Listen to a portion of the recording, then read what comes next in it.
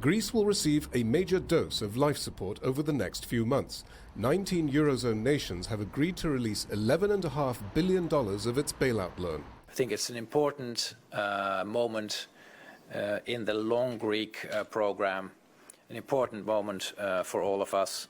Since last summer, where we had a major crisis of confidence between us, that confidence has begun to recover.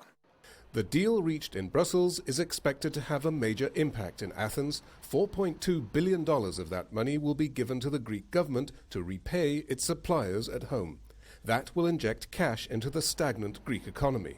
But Eurozone leaders took just the first steps towards tackling the enormous Greek debt. The total is set to reach $380 billion this year. That's nearly double the economic output of Greece. Government leaders are trying to win a longer time frame to repay that debt, which is causing a rift between creditors.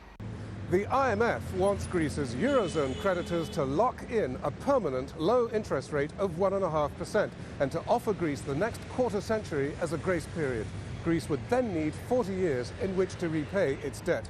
The Eurozone says it would rather offer debt relief as and when necessary, but that piecemeal approach, says the IMF, won't solve Greece's problem.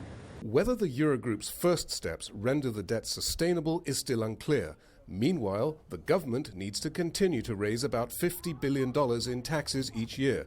So government ministers are keen to show that Greece is still a good place to do business. I think there is some ground for optimism that this can be the beginning of turning Greece's vicious circle of recession, measures recession, into one where investors have a clear runway to invest in Greece. Greeks have suffered painful reforms to reach this stage. Parliament passed new tax rises on Sunday and a privatization fund to manage state property, conditions demanded by creditors but largely opposed by Greeks, who are wondering how much more they can endure. Psaropoulos, Al Jazeera, Athens.